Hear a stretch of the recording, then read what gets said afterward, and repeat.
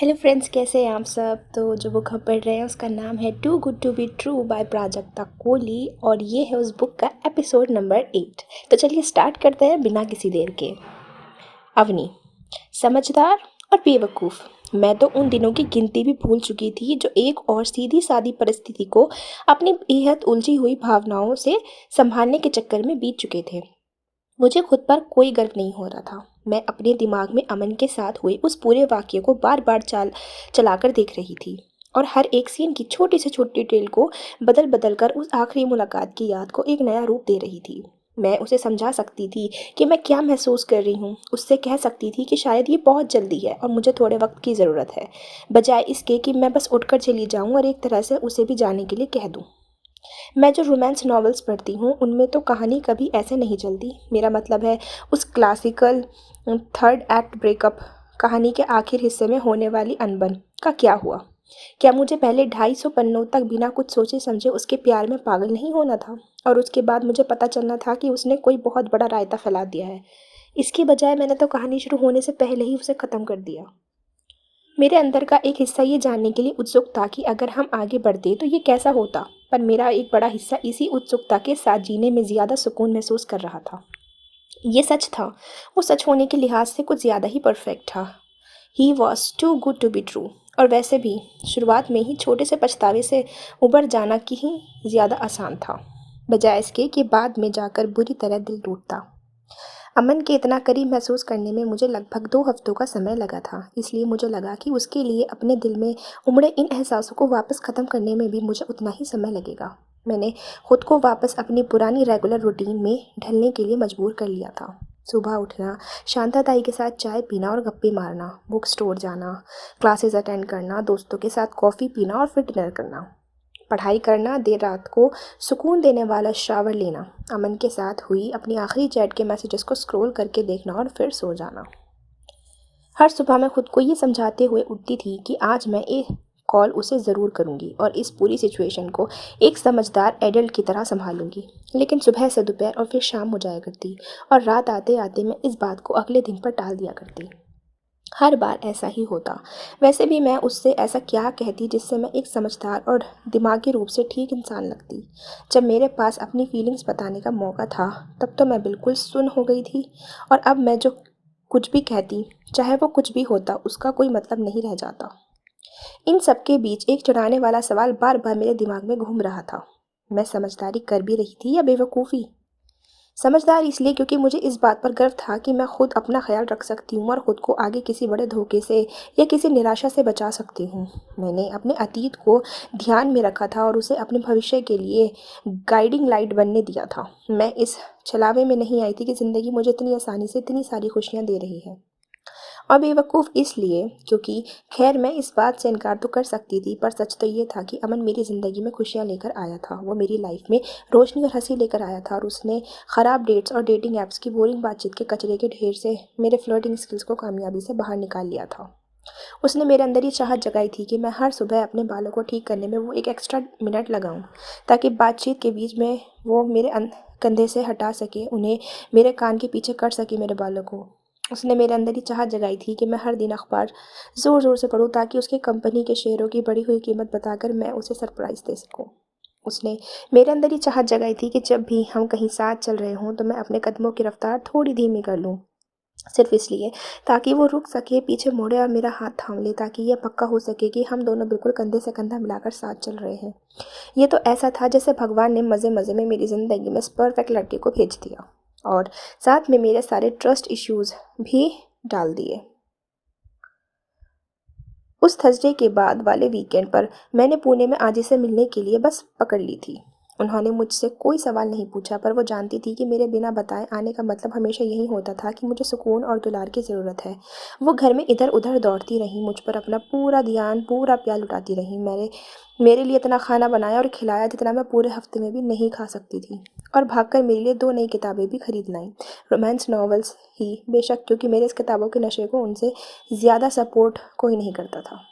पर मेरा उन्हें पढ़ने का मन नहीं हुआ। इसकी बजाय मैंने घर के छोटे मोटे काम ढूंढकर उन्हें ठीक करना शुरू कर दिया, जिसमें उनकी किचन की सिंक का ड्रेन पाइप साफ़ करना भी था। और मैं उसके साथ योगा क्लास भी जाया करती थी। जब मैं मंडे की सुबह वापस घर लौटी तो मैं पहले से शांत महसूस कर रही थी, पर जैसे जैसे दिन आगे बढ़े वो बेचैनी फिर से रेंगती हुई मेरे पास वापस चल आई। अगले दिन मैं क्लास में बैठी हुई बस ज़ीरो में घूर रही थी और किसी ख़ास चीज़ के बारे में नहीं सोच रही थी, जबकि मिस्टर देसाई लगातार अपनी नीरस आवाज़ में भाषण दिए जा रहे थे कि कैसे आधुनिक संवैधानिक कानून राष्ट्रवाद की ही उपज है। तभी मेरे बैग में मेरा फ़ोन वाइब्रेट हुआ और मैंने चुपके से उस पर एक नज़र डाली। अमन, हे गॉर्जियस, मैं सीधे मुद्दे की बात पर आता हूँ। उस दिन अचानक तुम पर इस रिश्ते वाली बात का बोझ डालने के लिए मैं माफ़ी चाहता हूँ। शायद मैं भावनाओं में बहकर कुछ ज़्यादा ही आगे बढ़ गया था। फिर भी हमारे बीच कम से कम एक बातचीत तो होनी ही चाहिए। क्या तुम्हें ऐसा नहीं लगता? मैं तुम पर कोई जल्दबाजी नहीं करूँगा। तुम जब भी बात करना चाहो मैं यहीं हूँ। तुम्हारी आवाज़ सुनने का बेसब्री से इंतज़ार रहेगा। बहुत वक्त हो गया है। मेरा मतलब है यार, कम ऑन अवनी, तुम इस लड़के के साथ क्यों नहीं रहना चाहोगी? मैंने उस मैसेजेस को बार बार पढ़ा और जितनी बार भी मैंने उसे पढ़ा मुझे अपने सीने में एक मीठी सी खुशी की लहर महसूस हुई जो मुझे अंदर तक सुकून दे रही थी। मैंने खुद को ये समझाने में कोई कसर नहीं छोड़ी थी कि उसके पास ना होना कोई बड़ी बात नहीं है, पर वो सिर्फ तब था जब तक कि उसे दोबारा मिलने की उम्मीद सच नहीं हो गई थी। वो बिल्कुल सही कह रहा था, हमारे बीच कम से कम एक बातचीत तो होनी ही चाहिए थी। मेरे घर पर डिनर रात 9 बजे। अमन, स्वीट डिश मैं लेकर आऊँगा। मुझे जल्द से जल्द घर पहुँचना था। मैंने मिस्टर देसाई के अपना भाषण ख़त्म करने का इंतज़ार किया, फटाफट अपना सामान समेटा और क्लास से बाहर की तरफ भागी। मेरे पास घर जाने के लिए बालों में शैम्पू करने और चाइनीज़ टेक आउट ऑर्डर करने के लिए बिल्कुल नपा-तुला समय था। पर सबसे पहले मैंने अपने बैग से फ़ोन निकाला और मार्टिन का कॉन्टैक्ट नंबर निकाला। मैंने कॉल बटन दबाया और उसने लगभग तुरंत ही फ़ोन उठा लिया था। क्या चल रहा है बेब? मैंने अमन को डिनर पर घर बुलाया है। सच में? क्या किसी ने तुम्हारे सिर पर बंदूक तान रखी थी? मार्टिन प्लीज़ यार, तुम मुझसे क्या सुनना चाहती हो? यही कि ये सिर्फ एक आम डिनर है और मुझे इसे लेकर फालतू में घबराने की कोई ज़रूरत नहीं है। ओके, ये सिर्फ एक डिनर है, तुम्हें घबराने की कोई ज़रूरत नहीं है, ठीक है बेब? और और और और अगर तुम घबरा भी जाओ तो भी कोई बात नहीं है, बस अपने विचारों को शब्दों में बयां कर देना ताकि ये एक अच्छी और सुलझी हुई बातचीत हो सके। ठीक है। वो एक अच्छा लड़का है। मैं जानती हूँ। और तुम एक बहुत प्यारी लड़की हो। ऐसा है क्या? बेब, तुम उन सबसे अच्छे और केयरिंग लोगों में से एक हो जिनसे मैं मिला हूँ। तुम अपने लोगों की रक्षा के लिए अपनी जान तक दांव पर लगा सकती हो और दोस्तों के मामले में तुम्हारी चॉइस तो कमाल की है। मुझे पता था कि मुझे माया को कॉल करना चाहिए था। मैं भी तुमसे प्यार करता हूँ, मिलने के बाद मुझे कॉल करना, उसने फ़ोन काटने से पहले कहा। मैं घर जाने के लिए एक टैक्सी में बैठी और माया को कॉल करने के लिए मैंने जैसे ही अपना फ़ोन अनलॉक किया तभी स्क्रीन पर उसका नाम चमकता हुआ दिखाई दे गया। मैं बस तुम्हें ही कॉल करने वाली थी, मैंने फ़ोन उठाते ही कहा। मार्टिन ने भी मुझे कॉल करके बताया कि तुम डिनर पर अमन से मिल रही हो। मुझे उससे बात करनी चाहिए। क्या तुम चाहती हो कि बाद में तुम्हारे घर आऊँ? नहीं, सच में उसकी ज़रूरत नहीं है, मैं संभाल लूँगी। एनी। किसी काम को करके पछताना कहीं बेहतर है बजाय इसके कि तुम इस बात पर पछताती रहो कि अगर वो काम किया होता तो कैसा महसूस होता। मैं तुम्हें मिलने के बाद कॉल करूँगी, ठीक है? मैं यहीं हूँ cutie. I love you. I love you. Maya, मेरा बस चले तो मैं उसे एक लॉकेट में बंद करके हमेशा अपने गले में पहनकर घूमूं। वो लड़की किसी जादुई हीलिंग स्टोन, किसी क्रिस्टल से भी बेहतर काम करती थी। उसने मुझे तुरंत शांत महसूस करवा दिया था और मैंने उस सुकून को खुद के अंदर समाने में थोड़ा सा टाइम लिया, जिसके ठीक बाद मेरे दिल में एक्साइटमेंट की एक ऐसी मीठी सी हलचल हुई जो मैंने काफ़ी समय से महसूस नहीं की थी। मैं अपनी बिल्डिंग के अंदर भागने की वाली थी कि अचानक मेरे कदम जहाँ के तहाँ रुक गए। मैं पीछे मुड़ी और मैंने बाहर पार्क की हुई एक कार को देखा और तभी वो वहाँ थी, उसके आफ्टर शेव की वहीं जानी पहचानी खुशबू। अमन मेरी तरफ बढ़ा और उसकी वहीं जानी पहचानी डिंपल वाली मुस्कान उसके चेहरे को रोशन कर रही थी। हाय गॉर्जियस। सफ़ेद शर्ट, नीली जीन्स और हाथों में थमे वो बैग्स जिनमें दो लोगों के हिसाब से बहुत ज़्यादा खाना लग रहा था। क्या उसने सिर्फ स्वीट डिश लाने के लिए नहीं कहा था? एक सेकंड के लिए तो मुझे समझ ही नहीं आया कि वो मेरी तरफ स्लो मोशन में बढ़ रहा था या फिर मेरे दिमाग तक कुछ ज़्यादा ही ऑक्सीजन पहुंचने की वजह से मुझे चक्कर आ रहे थे, क्योंकि पूरे 12 दिनों तक उसे ना देखने के बाद आखिरकार अब मैं चैन की सांस ले पा रही थी। हे भगवान, मैंने उसे कितना मिस किया था। और अब जब वो यहाँ मेरे सामने था तो मैंने खुद पर जो भी थोड़ा बहुत कंट्रोल लाद रखा था वो सब हवा हो गया था। उसने खाने के बैग्स नीचे फर्श पर रख दिया और मैंने उसे खुद को अपनी बाहों में ऊपर उठाने दिया। मैंने अपने हाथ उसके गले में डाल दिया और अपना चेहरा उसकी शर्ट के कॉलर में छिपा लिया। उसके शरीर से शावर जेल, कपड़े धोने के डिटर्जेंट और आफ्टर शेव की मिली जुली सी खुशबू आ रही थी। अचानक मेरी आंखें भर आई और मेरी आंखों से आंसू बहकर गालों पर आ गए और मैंने उसे और कसकर पकड़ लिया। बात को इतनी जल्दी, इतनी फिल्मी बनाने की बिल्कुल भी ज़रूरत नहीं थी। हमारे बीच वो बातचीत शुरू भी नहीं हुई थी जो होनी चाहिए थी, और मैं अभी से पूरी तरह बिखर चुकी थी। शायद ये उस बात का गिल्ट था कि मैंने उसके साथ जैसा बर्ताव किया था उसके लिए। शायद ये इस बात की घोर उलझन थी कि मुझे इस इंसान पर भरोसा करने में आखिर क्या दिक्कत थी, जिसने हमारे साथ बिताए थोड़े से वक्त में मुझे खुशियों के अलावा कुछ नहीं दिया था। या शायद ये सिर्फ उसे दोबारा अपने इतने करीब पाने, उसकी वो मुस्कान देखने और उसका मुझे इस तरह थामने का सुकून था जैसे वो मुझे कभी छोड़ना ही नहीं चाहता हो। मैंने भी तुम्हें बहुत मिस किया, उसने फुसफुसाते हुए कहा, और मुझे वापस ज़मीन पर उतारने से पहले मेरे बालों पर एक प्यार भरा किस भी किया। मैंने उसकी शर्ट के कपड़े पर अपना चेहरा टिकाए हुए ही मुस्कुराया। मेरे हाथ उसके गले के पीछे से हटकर उसके सीने पर आ गए। मेरा सिर उसके सीने पर टिका था, जिससे मैं उसके दिल की धड़कनें सुन पा रही थी, जो कि बिल्कुल नॉर्मल स्पीड से धड़क रहा था। तुम्हारे दिल की धड़कनें तेज़ नहीं हैं, मैं धीरे से बुदबुदाई। वो हंस पड़ा। क्या? मेरा दिल इतनी तेज़ धड़क रहा है, तुम्हारा नहीं। मुझे लगा तुम मुझसे मिलने के लिए एक्साइटेड थे, मैंने फिर से बुदबुदाते हुए कहा। अमन ने मेरे चेहरे को अपने हाथों में लिया और उसे ऊपर की तरफ उठाया। तुम्हें देखने से पहले तक ये बहुत तेज़ धड़क रहा था, उसने कहा।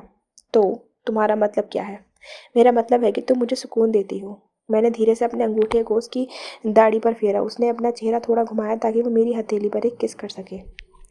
हमने खाने के बैग्स उठाए और चुपचाप पहले लिफ्ट में और फिर मेरे अपार्टमेंट के अंदर आ गए। हमारे बीच की वाइब जानी पहचानी तो थी, पर उसमें अभी भी थोड़ा सा तनाव था।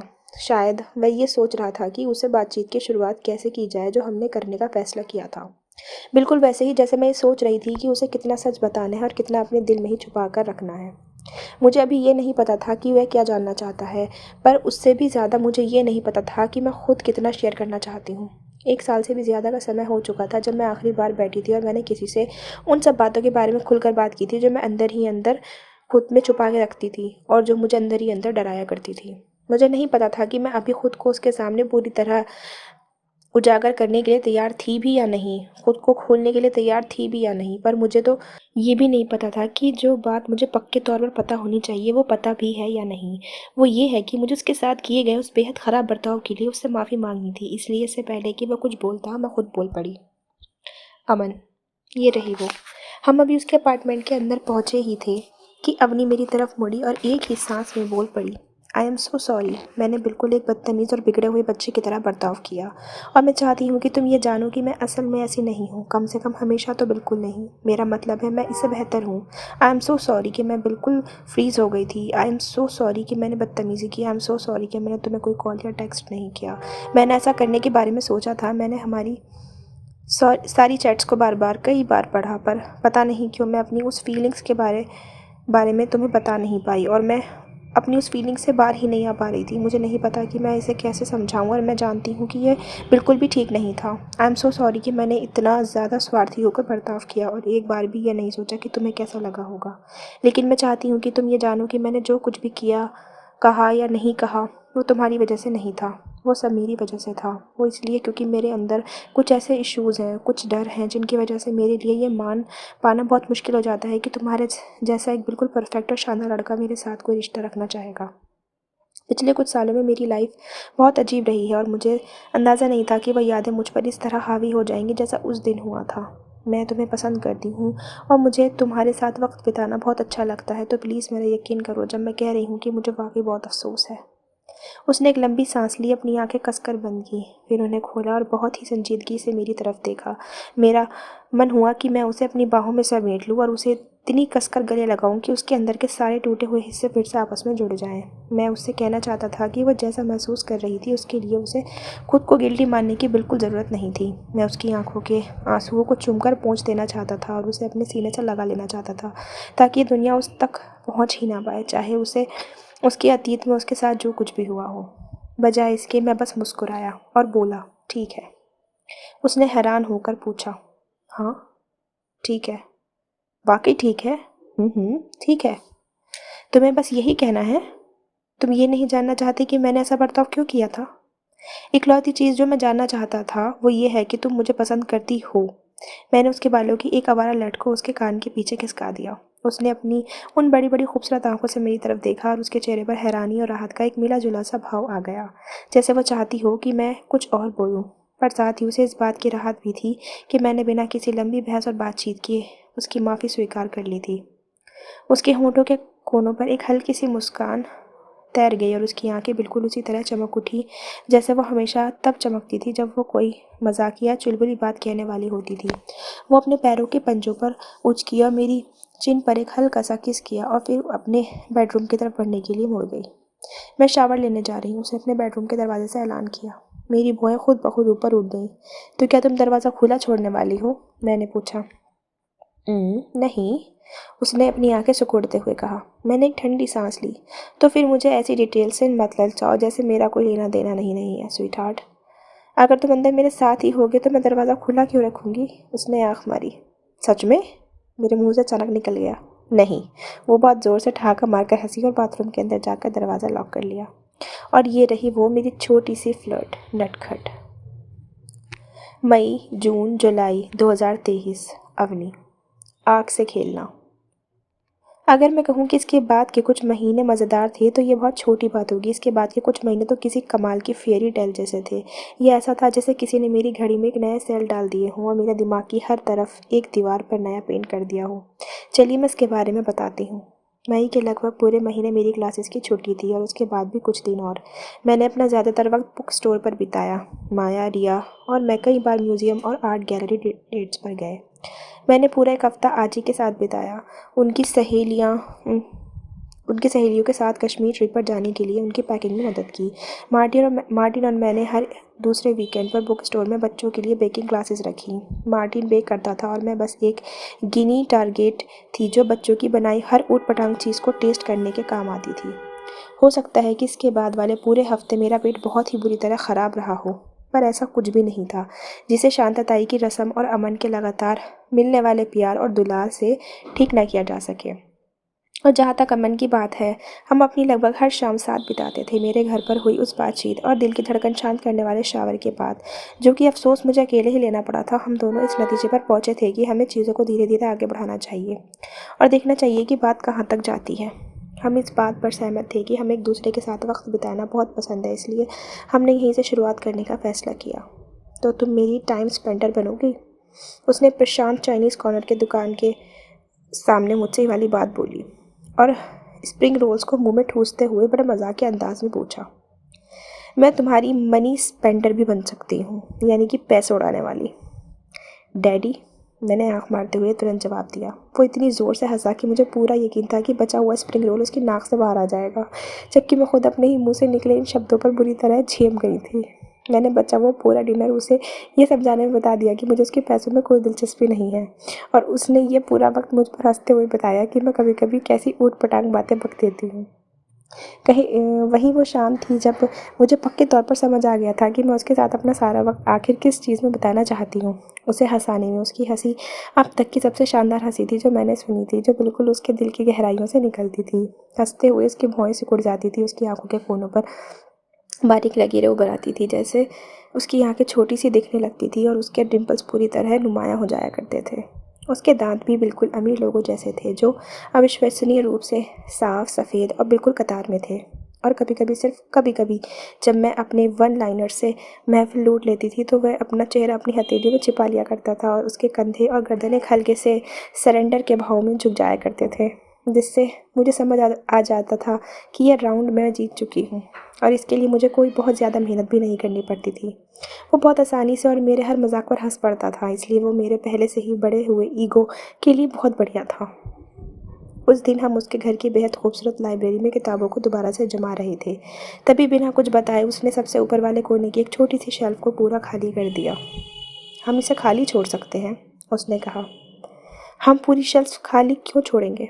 हमारे पास इतनी सारी किताबें हैं जो वहाँ रखी जा सकती हैं। वो शेल्फ इन किताबों के लिए नहीं है। आप फिर से वही काम कर रहे हैं सर, जहां आप मुद्दे पर आने के लिए बहुत सारे शब्दों का इस्तेमाल करते हैं। मैंने अपनी आंखें मटकाते हुए जेन ऑस्टिन की एक और लेदर बाइंडिंग वाली किताब को साफ किया और उसे सामने वाली शेल्फ पर रख दिया। मैं चाहता हूँ कि तुम मुझे अपने पसंदीदा रोमांस नॉवेल्स की एक लिस्ट दो, वो सारे चटकीले और बोल्ड कवर्स वाले उपन्यास। ये शेल्फ उन्हीं के लिए है। वह अपने काम में ऐसा लगा रहा था जैसे उसने अभी अभी मुझे किसी टेबल पर लेटाकर मेरे सीने में एक छोटा सा चीरा लगाकर मेरे दिल का एक टुकड़ा चुपके से अपने लिए निकाल लिया हो। यानी अवनी उसके इस जेस्चर से अंदर तक पिघल गई थी। मैंने धीरे से मुड़कर उसके सर के पिछले हिस्से को तब तक घूरा जब तक कि वो हंस नहीं पड़ा और बिना पीछे मुड़े बोला, मुझे इस तरह मत घूरो। उस वक्त हिम्मत और कॉन्फिडेंस की देवी मुझ पर कुछ ज़्यादा ही मेहरबान रही होगी, क्योंकि मैं बड़े रौब से उसके पास गई, उसे अपनी तरफ घुमाया, अपने दोनों हाथों में उसके घुंघराले बालों वाले खूबसूरत सिर को नीचे झुकाया और अपने होंठ उसके होंठों से जोड़ दिए। मैं जानती थी कि मैंने उसे हैरान कर दिया, क्योंकि उसके चेहरे पर जितनी हैरानी थी उतनी खुशी भी साफ दिखाई दे रही थी। वाह, उसने एक गहरी सांस लेते हुए कहा। ये किस लिए था? कोई वजह नहीं है, बस ऐसे ही मेरा मन किया। उसके चेहरे पर एक बड़ी सी मुस्कान आ गई। उसने मेरी कमर पकड़ी और मुझे ऐसे हवा में उठा लिया जैसे मैं पंखे और रुई का कोई हल्का सा बैग हो। वो मुझे कॉफ़ी टेबल तक ले गया, अपना बायां पैर उस पर टिकाया ताकि मुझे बैठने के लिए दुनिया की सबसे आरामदायक जगह मिल सके, और मैंने अपने पैर उसके कमर के इर्द गिर्द लपेट लिए। हमने शायद 1 मिनट तक किस किया होगा, या शायद 20 मिनट तक। जब मैं आखिरकार पीछे हटी और मैंने उसकी उन गहरी भूरी आंखों में देखा। आगे से तुम्हारा जब भी जो मन हो प्लीज़ हमेशा वहीं करना, जो भी मन हो, उसने एक शरारती मुस्कान के साथ कहा। मैं हमेशा वहीं करती हूँ। मैं शर्मा गई और उसके पैर से नीचे उतर गई। और हाँ, ये दिखने में उतना बोल्ड या अजीब नहीं था जितना सुनने में लग रहा है। मैं जानती हूँ हमने चीज़ों को धीरे धीरे आगे बढ़ाने का फैसला किया था, लेकिन चलिए, सच बात तो ये है कि मैं खुद पर काबू रख कर ही चीज़ों को धीरे आगे लेकर चल रही थी, बजाय इसके कि मैं उसके सारे कपड़े फाड़ देती और सब कर बैठती, जिसके बारे में सोचना मैं बंद ही नहीं कर पा रही थी। जिन दिनों हम मेरे सोफे पर बैठकर चाइनीज़ टेकआउट नहीं खा रहे होते थे या कि उसकी लाइब्रेरी में एक दूसरे को किस नहीं कर रहे होते थे, उन दिनों अमन और मैं शहर में लंबी सैर पर निकल जाते थे। मुझे मई के महीने में मुंबई से निकलने वाली इस बेहद भयानक गर्मी से सख्त नफरत थी, इसलिए अमन मुझे देर रात को पिक करता था, जब सड़कें खाली होती थी और हवा थोड़ी ठंडी हो जाया करती थी। हम गिरगांव, चौपाटी, मरीन ड्राइव और कोलाबा की गलियों में टहलते थे, पर कभी कभी बस गेटवे ऑफ इंडिया पर समंदर के किनारे बैठ जाया करते थे। उसकी कंपनी वो फ्लैग्स बनाती थी जो देश की सभी सरकारी इमारतों और ऐतिहासिक स्थलों पर फहराए जाते थे, इसलिए सैलानियों के लिए जगह बंद होने के बाद भी उसे रात के किसी भी समय गेटवे के बिल्कुल नीचे बैठने का स्पेशल एक्सेस मिला हुआ था। मुझे इस बात पर कोई हैरानी नहीं हुई अगर वो मुझसे ये भी कह दे कि गेटवे ऑफ इंडिया उसके परिवार का है, क्योंकि क्वीन विक्टोरिया दिवाली की एक ताश पार्टी में इसे उसके परदादा के दादा से हार गई थी, तो मैं एक पल में उसकी इस बात पर भी यकीन कर लेती। हम वीडियो गेम्स, कॉमिक बुक्स, उन चीज़ों के बारे में जिनसे हमें चिढ़ होती थी और जो कुछ भी हमारे दिमाग में आता था उस पर बातें करते थे, चाहे फिर वो पैट पीव्स हो या फिर ट्वर्किंग, या फिर हम बस समंदर को निहारते रहते जहाँ मेरा सिर उसके कंधे पर टिका हुआ था और वो अपनी उंगलियों से मेरी हथेलियों पर छोटे छोटे गोले बनाता रहता था। मैं अपनी सांसों की रफ्तार को उसकी सांसों से मिलाने की कोशिश करती थी, सिर्फ इसलिए ताकि हमारे शरीर बिल्कुल एक साथ ऊपर नीचे मूव हो सके। हम दोनों तो बिल्कुल किसी खूबसूरत पोस्ट कार्ड जैसे लगते थे बॉस। देर रात को मैं बिस्तर पर लेटे लेटे किसी बेवकूफ़ की तरह खुद में ही मुस्कुराती रहती थी। मैं खुद को चेतावनी देने की कोशिश करती थी कि मैं भावनाओं में बहकर कुछ ज़्यादा आगे ना बढ़ूं, पर ज़्यादातर समय मैं बस उसी सुकून में डूब जाती थी जो मुझे अमन के साथ बिताए हर एक मिनट में महसूस होता था। मैंने बहुत लंबे समय से ऐसा महसूस नहीं किया था। धीरे धीरे कदम आगे बढ़ाओ, अपनी बेबी स्टेप। धीरे धीरे नहीं, सीधे लंबी छलांग लगाओ, बेबी लीप्स। जून की शुरुआत मुंबई के प्राइवेट एयरपोर्ट पर मेरी पहली विजिट के साथ हुई। क्या आपको पता था कि मुंबई में एक प्राइवेट एयरपोर्ट भी है? मैं तो हमेशा ये सोचती थी कि चार्टर्ड फ्लाइट्स अमीर लोगों के घर के पिछवाड़े से उड़ती होंगी, पर पता चला कि मैं गलत थी। अमन को एक वर्क कॉन्फ्रेंस और उसके बाद एक फैमिली वेकेशन के लिए 2 हफ्तों के लिए इटली जाना था, इसलिए मैंने बड़े दिल से उसे एयरपोर्ट छोड़ने का ऑफ़र दे दिया, उसकी कार में बैठकर उसके प्राइवेट जेट तक। मैं कह तो देती कि मैं तुम्हें मिस करूंगी, पर प्रोफेसर अम्ब्रिज कहती हैं कि इंसान को झूठ नहीं बोलना चाहिए। मैंने थोड़ा शर्माने का नाटक करते हुए कहा, अगर ऐसी बात है तो मैं भी तुम्हें मिस करूंगा, और मैं सिसिली के बीच पर आधी दूरी कपड़ों वाली इटालियन औरतों को तो बिल्कुल भी नहीं देखने वाला। उसने एक शरारती मुस्कान के साथ अपनी एक बाह मेरी कमर पर लपेटी और मुझे अपने और करीब खींच लिया, और मैंने बोलना शुरू किया। हाँ, उसने बात को खींचते हुए पूछा। ठीक है यार, मैं सच में तुम्हें बहुत मिस करूँगी। उफ़, प्लीज़ उन इटालियन बूब्स को मत देखना। मैंने अपनी आंखें मटकाते हुए अपना सिर उसके सीने में छुपा लिया। वैसे मुझे कोई फ़र्क नहीं पड़ता, मैंने बाद में अपनी बात जोड़ते हुए कहा। तुम्हारी ये बेपरवाह साइड मुझे बहुत पसंद है। कोई इटालियन बूब्स नहीं, पक्का प्रॉमिस, उसने मुझे और कसकर थामते हुए धीरे से कहा। मैं किसी भी आधी नंगी औरत को वहाँ नहीं देखने वाला। बहुत अच्छे, और मेरे लिए एक फ्रिज मैग्नेट ले आना। ठीक है, मैंने उसे कसकर गले लगाते हुए कहा। अवनी? मैंने उसके सीने पर सिर टिकाए हुए ही धीरे से कहा। ये प्रोफेसर अम्ब्रिज कौन है? मैंने सीधे उसकी आंखों में आंखें डालकर कहा। अमन, दोबारा मेरे बुक स्टोर में कदम रखने की हिम्मत भी मत करना। गर्मी की छुट्टियों के बाद मेरी क्लासेस शुरू होने में अभी भी 1 हफ्ते का समय बाकी था, इसलिए मैंने लड़कियों यानी कि माया और रिया, मार्टिन और ध्रुव के साथ अचानक से एक ट्रिप का प्लान कर लिया। हमारी मंजिल भले ही इटली नहीं थी, पर उससे कुछ कम भी नहीं थी, महाबलेश्वर। इस हिल स्टेशन तक का 6 घंटे लंबा सफ़र बेहद थकाऊ और लंबा लग रहा था, जब तक कि हम बिल्कुल सनसेट के समय अपने होटल नहीं पहुंच गए। उसे देखते ही जैसे दुनिया में सब कुछ वापस सही लगने लगा। हमारे कमरे की बालकनी से दिखने वाला नज़ारा ऐसा था जिस पर कोई भी जान छिड़क दे, और हवा में बारिश के आने की हट की वजह से एक मज़ेदार ठंडक थी। माया, मार्टिन और मैं एक ही कमरे में साथ रुके थे, और रिया और ध्रुव ने दूसरा कमरा लिया था। इस मोड़ तक हम सब ने एक तरह से अंधा बनने का नाटक करना शुरू कर दिया था, और हम उनके रिलेशनशिप स्टेटस के बारे में पूछकर उन्हें परेशान नहीं करना चाहते थे। भले ही हमारे दिमाग में लाखों सवाल चल रहे थे। क्या तुम दोनों डेट कर रहे हो? क्या ये सीरियस है या बस कैजुअल है? या क्या रिया को पता भी है कि कैजुअल का मतलब क्या होता है? क्या तुम लोगों को लगता है कि हम बेवकूफ़ हैं? पर रिया खुश दिख रही थी, इसलिए हमने उन्हें उनके हाल पर छोड़ दिया। इसका मतलब ये था कि माया, मार्टिन और मैंने उस वीकेंड का ज़्यादातर वक्त साथ में बातें करते हुए, अपनी बातें शेयर करते हुए, हंसते हुए, लंबा चौड़ा स्किन केयर रूटीन फॉलो करते हुए, बेवक्त की लंबी नींद लेते हुए और लंबी लंबी आवारा सैर करते हुए बिताया। बेब, जब अम्मा ने तुमसे इस ट्रिप की तस्वीरें मांगी थी, तो मुझे पूरा यकीन है कि उसका मतलब तुम्हारी तस्वीरें से था, वो भी बिना कपड़ों वाली। क्या तुमने उसे पहले ही आसमान की काफ़ी तस्वीरें नहीं भेज दी हैं?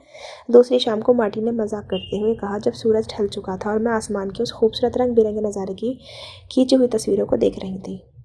हाँ यार, जहाँ वो है वहाँ भी आसमान तो होगा ही। माया हंस पड़ी, और शायद इससे कहीं ज़्यादा खूबसूरत होगा। खूबसूरत से याद आया, मैंने साइड टेबल से लॉन्ग आइलैंड आइस टी का अपना दूसरा ग्लास उठाया और बिस्तर पर पेट के बल लेट गई, जहाँ मार्टिन और माया आराम फरमा रहे थे। मैंने अपने फ़ोन की ब्राइटनेस बढ़ाई और स्क्रीन को उनकी तरफ घुमा दिया। तेरी की, मार्टिन ने करीब से देखने के लिए आगे झुककर फुसफुसाया। अबे तेरी, ये पक्का फोटोशॉप है, माया ने अपनी एक भौं उठाकर कहा। कोई इतना असली नहीं लग सकता। मैंने बड़े गर्व से अपने कंधे उचकाए और स्क्रीन को वापस अपनी तरफ घुमा लिया, ताकि मैं खुद अमन की उस तस्वीर को एकटक निहार सकूं जो उसने उसी सुबह मुझे भेजी थी। अब आप भी आराम से बैठ जाइए, क्योंकि मैं आपके सामने उस तस्वीर का पूरा नज़ारा पेश करने जा रही हूँ। अमन सफ़ेद रंग के स्विमिंग ट्रंक्स यानी कि शॉर्ट्स में, जो उसकी टोन और कसी हुई कमर से काफ़ी नीचे टिके हुए थे। वह समंदर के किनारे रेत पर घुटनों के बल बैठा था और अपनी मर्दाना और मस्कुलर जांघों को फ्लॉन्ट कर रहा था, जिन पर और उसके सीने पर रेत बिखरी हुई थी। उसके दाहिने हाथ ने बियर की बोतल के गले को इतनी कसकर पकड़ रहा था कि उसके हाथों की नसें उभरी हुई साफ दिख रही थी, और उसका बायां हाथ लापरवाही से उसकी जांघ पर टिका था। उसका सुडौल गीला गठीला बदन धूप में टेपकर यानी कि टेंट ऐसे चमक रहा था जैसे वह अभी अभी समुद्र में तैरकर बाहर निकला हो। उसकी कॉलर बोन पर नमक के छोटे छोटे क्रिस्टल चमक रहे थे, और उसकी गर्दन की मांसपेशियां बिल्कुल उसी तरह खिंची हुई थी जैसे वो तब होती थी जब मैं कोई मजाकिया बात कहती थी, और चेहरे पर वही बेहद खूबसूरत मुस्कान थी। उसने गीले बाल पीछे की तरफ बिखरे हुए थे, मानो उसने कभी अभी उनमें अपनी उंगलियां फेरी हो, और उसकी आंखें एक बेहद महंगे से ब्रांडेड सनग्लासेस के पीछे छुपी हुई थी। मैं हमेशा से एक टैटू बनवाना चाहती थी, पर मैं कभी ये फैसला ही नहीं कर पाती थी कि ऐसी कौन सी चीज़ होगी जो मुझे इतनी हॉट लगेगी कि मैं उसे अपनी पूरी ज़िंदगी के लिए अपनी स्किन पर खुदवा लूँ। पर अब मुझे पता था, अमन की यही हूबहू तस्वीर, वो भी रंगीन टैटू में, मेरी बाएं हिप यानी कि बट पर, क्योंकि दाई वाली तो मैंने डैनियल रेडक्लिफ के ऑटोग्राफ के लिए बचा कर रखी थी, जब भी मैं उनसे मिलूंगी। तुमने आखिरकार खुद पर काबू कैसे रखा है यार? मार्टिन ने पूछा। मैंने अपनी ड्रिंक का एक बड़ा सा घोट लिया और जवाब दिया, सच कहूँ तो जब वो उन फॉर्मल पैंट्स और कोहनी तक मुड़ी हुई आस्तीन वाली शर्ट में मेरी तरफ बढ़ता है, तब भी मेरे लिए खुद पर काबू रखना मुश्किल हो जाता है। अगर वो कभी मेरे सामने इन स्विमिंग ट्रंक्स में आ गया तो मैं अपना आपा ही खो दूंगी। मैंने मन ही मन तय कर लिया कि मैं अमन के साथ कभी स्विमिंग करने नहीं जाऊंगी, ना ही किसी बीच पर, ना ही किसी सौना में, या किसी ऐसी जगह जहां हमें पूरे कपड़े ना पहनने हों। बेशरम लड़की, प्लीज़ अपना आपा खो दे यार, मार्टिन चिल्लाया। मैं खुद में ही मुस्कुराई, पीठ के बल लेटी और अमन की चैट ओपन की। मी, मुझे लगता है कि तुम्हें हर दिन स्विमिंग ट्रंक्स ही पहनने चाहिए, ऑफिस में, जिम में, हमारी वॉक पर, हर रोज़। अमन, तुम अभी भी उस सुबह वाली फ़ोटो को घूर रही हो, है ना, छोटी क्रीप लड़की? मी, देखो देखो, मैंने 2 long island ice tea P हैं, और उस फोटो की असली खूबसूरती अब बिखर कर सामने आ रही है। मुझे इसकी तारीफ तो करने दो। अमन, तुमने मुझे अपने इस प्यारे से चेहरे की एक भी फ़ोटो नहीं भेजी है, तुम्हें पता है ना ये बात? मी, अच्छा, उस फोटो में तुम्हारा चेहरा भी था क्या? अमन, मजाक कर रही हो? मी, हाँ। अमन, अच्छा मुझे अब जाना होगा, सब लोग लंच के लिए इंतज़ार कर रहे हैं, मैं तुम्हें कल कॉल करूँ? मी, मज़े करो, बेसब्री से इंतज़ार रहेगा मुझे इस कल का। अगर मैं एक और लॉन्ग आइस टी पी लेती तो मैं पक्का टाइप कर देती उसको। पता है क्या, आई लव यू। नए सेमेस्टर के पहले हफ्ते मुझे क्लास में बिल्कुल भी ठीक नहीं लग रहा था और ना ही मैं वहाँ टिक कर बैठ पा रही थी, क्योंकि उसी वीकेंड अमन फ़्लाइट से वापस मुंबई लौटने वाला था। मैंने उससे पहले ही अपने कपड़े धोना, साफ़ सफाई, बिलों का भुगतान और दुनिया भर के सारे ज़रूरी काम निपटा लिए थे, ताकि मैं उसके साथ अपना एक एक मिनट बिता सकूं। जाहिर है उसने मेरे साथ ऐसा कोई प्लान नहीं बनाया था, पर मेरे दिमाग में सब कुछ पहले से ही तय था। मैं दिन की आखिरी क्लास में बैठी थी जब मेरे फ़ोन पर मैसेज की टोन बजी। अमन, मेरी लड़की क्या कर रही है? मैं, आप कौन? अमन, आई एम सॉरी कि मैंने पहले टेक्स्ट नहीं किया। मी, क्या मैं आपको जानती हूँ? अमन, क्या तुम्हें लगता है कि जब मैं तुम्हें अपने हाथों से डिनर करवा रहा हूँगा तब भी तुम मुझसे नाराज़ रह पाओगी? मी, क्या ये लाइन उन इटालियन औरतों पर काम कर गई? अमन, मैं जानता हूँ तुम्हें भूख लगी है, मुझे यहाँ तक तुम्हारे पेट के चूहे कूदने की आवाज़ आ रही है, और वैसे इटली में औरतें भी हैं क्या? मुझे तो पता ही नहीं था। अव्वल दर्जे का बेवकूफ़। मैं अपने फ़ोन को ताकते हुए चेहरे पर एक बड़ी सी गोफी मुस्कान लिए बैठी थी, तभी प्रोफेसर ने क्लास ख़त्म होने का ऐलान कर दिया। मैंने अपना सामान समेटते हुए टाइप किया, तुम कहाँ हो? अपने क्लासमेट को अलविदा कहा, यूनिवर्सिटी कैंपस से बाहर निकल आई। मैं ये देखने के लिए चैट विंडो को रिफ्रेश करने ही वाली थी कि उसका कोई जवाब आया या नहीं, तभी मैंने ऊपर देखा और वो वहीं था। वो अपनी कार पर टेक लगाए बिल्कुल मेरी यूनिवर्सिटी के गेट के ठीक सामने पार्क किए खड़ा था। वो धूप में पूरी तरह टैंड बेहद शानदार लग रहा था, और इस बार उसने पूरे कपड़े पहन रखे थे। धत तेरे की। मैंने सड़क पार की और उसकी तरफ बढ़ने लगी। हाय गॉर्जियस, उसने मुस्कुराते हुए कहा और मेरे चेहरे को अपने हाथों में ले लिया। मैंने खुद को संभालने की और नॉर्मल दिखने की पूरी कोशिश की, पर मेरे होंठ मुस्कुराते मुस्कुराते इतने फैलते जा रहे थे कि मुझे खुद समझ में नहीं आ रहा था। मुझे पूरा यकीन था कि अब मेरे मसूड़े भी दिखने लगे होंगे। अमन आखिरकार घर वापस आ गया था, जहाँ मैं उसे देख सकती थी, महसूस कर सकती थी और छू भी सकती थी। हाय, मैंने एक गहरी सांस लेते हुए कहा और उसके सीने के और करीब आ गई। मैंने अपनी बाहें उसके इर्द गिर्द लपेट लिया और खुद को उसकी बाहों में समेट लिया। उसने मेरे सिर पर एक हल्का सा किस किया और मुझे वापस गले लगा लिया। हम ड्राइव करके मेरे घर आ गए हैं और अपना पसंदीदा डिनर ऑर्डर कर चुके हैं, चाइनीज़ टेक आउट। मैं किचन में बर्तन समेट ही रही थी कि तभी अमन भागता हुआ अंदर आया, मेरा हाथ पकड़ा और मुझे खींचकर बालकनी में ले गया।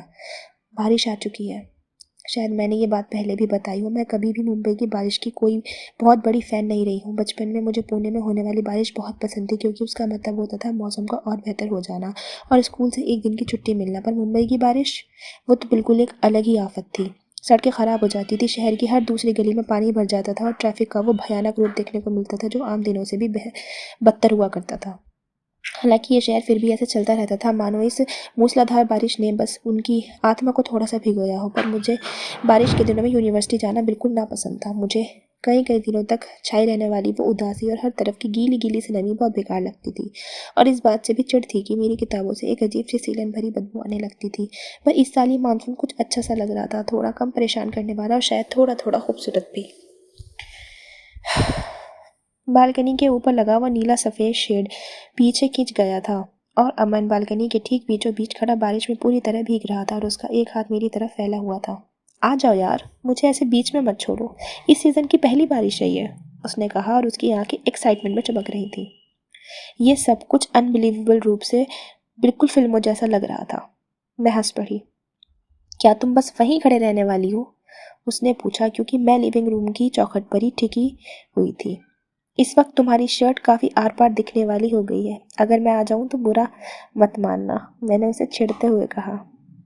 उसने मेरी तरफ दो बड़े कदम बढ़ाए और मुझे कमर से पकड़ लिया उससे, और इससे पहले कि मैं कोई विरोध कर पाती उसने मुझे किसी खिलौने की तरह हवा में उठा लिया और बालकनी में ले आया, जहाँ मैं अमन के साथ बारिश में भीगने लगी। मैंने कॉन्टेक्ट लेंस पहन रखे थे। जैसे ही मेरी आंखों में पानी की बूंदें चुभी, मैं हाँफते हुए बोली, अपनी आंखें बंद कर लो, उसने मुझे नीचे उतारते हुए कहा। मैंने अपनी आंखें बंद कर ली और अपना सिर ऊपर उठा लिया, मानो मैं बारिश के पानी को अपने शरीर की सारी गर्मी को बहा ले जाने दे रही हूँ। पिछले कुछ हफ्ते शहर में भयानक रूप से गर्मी पड़ रही थी और इस बारिश की बहुत ज़्यादा ज़रूरत थी। लगभग 2 हफ्तों बाद अमन के इतने करीब होने की वजह से मैं अभी भी अपने गालों को लाल होते हुए महसूस कर सकती थी और मैं उसके और करीब आ गई और उसकी शर्ट को ऐसे पकड़ लिया जैसे मैं उसे कभी छोड़ना ही नहीं चाहती थी। मैं महसूस कर सकती थी कि उसके हाथ मेरी कमर से हटकर मेरे कंधों, मेरी गर्दन और फिर मेरे गालों पर आ गए हैं। मैं उसकी सांसों को महसूस कर सकती थी क्योंकि उसने हमारे चेहरों के बीच की दूरी को मिटा सा दिया था और वह उतना करीब आ गया था कि हमारे होंठ बस 1 इंच दूर थे। अगली बार अगर मैं 1 दिन से ज़्यादा के लिए भी शहर से बाहर गया तो मैं तुम्हें अपने साथ लेकर जाऊँगा। वो मेरे होठों के पास ही फुसफुसाया। चिपकू कहीं का। मैंने भी धीरे से बुदबुदाते हुए जवाब दिया। मुझे महसूस हुआ कि वो मुस्कुराया और फिर उसने मेरी गर्दन को थामा और मुझे किस कर लिया। अब जाकर मुझे समझ आया कि आखिर ये कवि लोग रोमांस और बारिश को लेकर इतनी कविताएं क्यों लिखते हैं। इस साल मानसून वाकई अपने पूरे रंग में था। जुलाई के महीने में मेरी ज़्यादातर क्लासेस ऑनलाइन लेक्चर्स में बदल चुकी होती थी क्योंकि हमारे प्रोफेसर में से कोई भी इतना दिलेर नहीं था जो शहर के गटरों में तैरकर पानी से लबालब डूबी रेलवे पटरियों को फांद कर या सीधे टेलीपोर्ट होकर यूनिवर्सिटी पहुंच सके। लूजर्स कहीं के। तो इसका मतलब ये था कि मेरे दिन के रूटीन में कुछ घंटे बुक स्टोर पर बिताना, रश ओवर से पहले घर लौटना ताकि पैदल चलने वालों के ट्रैफिक से बचा जा सके, रात 8 बजे तक ऑनलाइन क्लासेस अटेंड करना और फिर उसके बाद का वक्त खुद के साथ, अपने दोस्तों के साथ या अमन के साथ बिताना शामिल था, या फिर किताबें पढ़ना या आज से गप्पे मारना या फिर अमन के साथ चिल करना। मेरी लाइफ में अमन कुछ ज़्यादा ही छाया हुआ था। मेरे दिनों की शुरुआत पेट में उठने वाली उन मीठी तितलियों के साथ होती थी जो हमारे बीच हर एक टच और हर एक किस को दिमाग में बार बार याद करने से उठती थी, और दिन का अंत अगले दिन की ऐसी ही और उम्मीदों के साथ होता था जब भी मुझे ऐसा लगता कि मैं किसी दीवानी टीनएजर की तरह बर्ताव कर रही हूँ जिसके हार्मोन्स ही उसके सारे फैसले ले रहे हैं, तो मैं आईने के सामने खड़े होकर खुद से गंभीर बातचीत करने के लिए कुछ मिनट निकालती थी। लेकिन खुद को समझाने के दौरान भी मेरे चेहरे पर जो एक प्यारी सी बेवकूफ़ाना मुस्कान खुद ब खुद आ जाती थी, वो इस बात के लिए काफ़ी थी कि मैं किसी भी बुरे अंजाम की चिंता किए बिना उन सारे एहसासों को महसूस करूँ जो मुझे हो रहे थे। मैंने बिल्कुल ही वही किया जो मुझे ठीक लगा। कभी कभी खुद को काबू में रखने के लिए मैं अमन के साथ हुई अपनी हर मुलाकात और बातचीत का पूरा पोस्टमार्टम करती थी, पर हर बार जब भी वो पुराना जाना पहचाना शक या डर मेरे अंदर जागने की कोशिश करता, वो कुछ ना कुछ ऐसा कर देता जिससे वो दूर भाग जाया करता था। तो सिर्फ हम करते हैं यहाँ पर अपनी इस वाले एपिसोड को ख़त्म, और करेंगे हम आगे वाली बुक की बात आने वाले एपिसोड में। और मैं आपके इन्फॉर्मेशन के लिए बता देती हूँ कि हम आधी नावल पढ़ चुके हैं, बस हमारा आधा नावल रहता है। और मैं जल्दी जल्दी एपिसोड अपलोड करने की सोच रही हूँ क्योंकि आजकल मैं थोड़ा फारिग भी हूँ, मेरे पास कुछ ज़्यादा काम भी नहीं है, ना मैं जॉब पर जा रही हूँ, तो बस मेरे पास आजकल काफ़ी मसरूफियत है। तो जल्दी जल्दी मैं कोशिश कर रही हूँ कि मैं आप तक अपने सारे नॉवेल्स के एपिसोड पहुँचाती हूँ, और मुझे उम्मीद है कि आप ये एपिसोड्स एंजॉय कर रहे होंगे। अगर आपको अच्छा लग रहा है तो प्लीज़ इस चैनल को सब्सक्राइब कीजिए, और क्योंकि आपका सब्सक्राइब करना, आपका एक लाइक करना भी मुझे काफ़ी ज़्यादा मोटिवेशन देता है कि मैं मज़ीद रिकॉर्डिंग करूँ और मैं आप तक इसको पहुँचाऊँ। और हाँ जी, मुझे कमेंट सेक्शन में ज़रूर बताइए कि आपको नेक्स्ट नॉवल कौन सी चाहिए। तब तक के लिए बने रहिए मेरे साथ। Bye bye.